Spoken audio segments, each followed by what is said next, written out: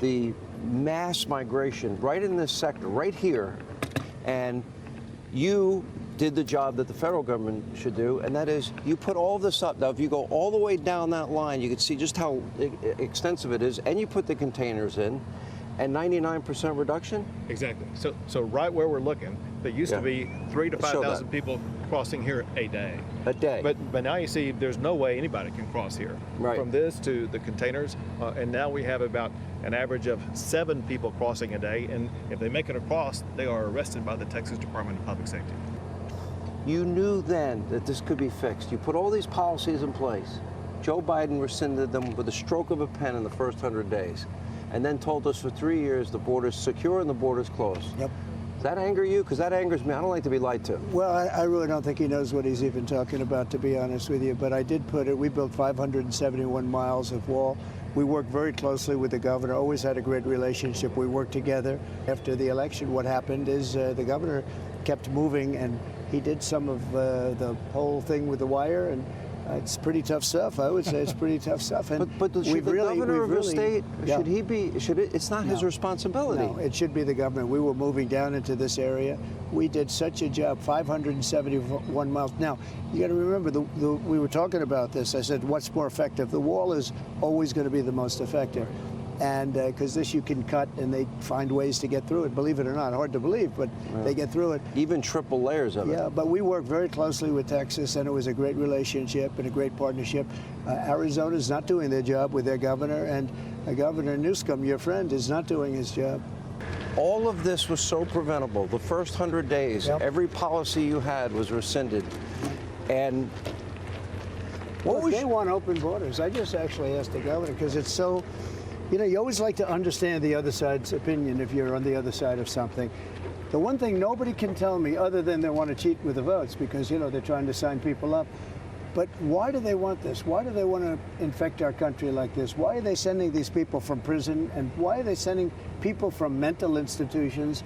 And how is that a good thing? And even from a political standpoint, how can you win an election when you're doing this, what they're doing? And Texas took the right stance, and Arizona is going to have to step it up, because the whole country is going to be very upset with the governor of Arizona, I can tell you that. You saw the police officers in Times Square. Times Square at night is lit up like broad daylight. Yeah. It's as bright as it could be. Right.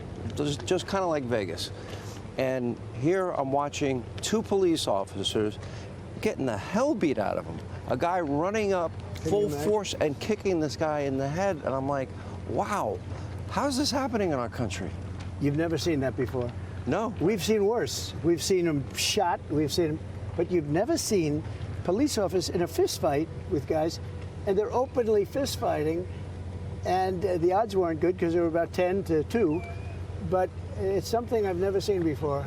Again, there's more violence than that, because you see shots and you see other things, but it's something you've never seen. It's a total disrespect for the law.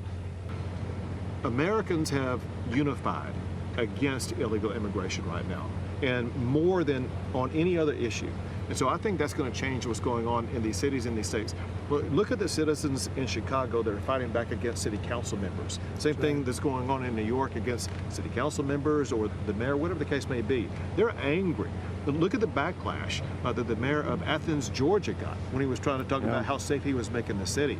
Americans are outraged, like I've never seen before. I know both of you have been very busy, but there was at Georgia, University of Georgia, they had a service, a rally for this young nursing student that lost her life, and thousands and thousands of people showed up. The people of this country have had it. Right. We have borders, we have laws, and we should have sovereignty. Right. Now, I don't think either of you disagree with legal immigration. Shouldn't that include vetting people to make sure they don't have radical ties, and maybe a health check, and also they have to show that they're not going to be a burden financially on the American people? So, Sean, this is another issue that actually has galvanized people who are either here or want to come here, and that is there's so many people who want to come here legally. Yeah. They're getting pushed to the back of the line because of the 9 million people who've come here illegally. So what Biden has done is destroyed legal immigration while he's facilitated illegal immigration. This is an invasion of military-age men. Right. And I pray to God that I'm wrong.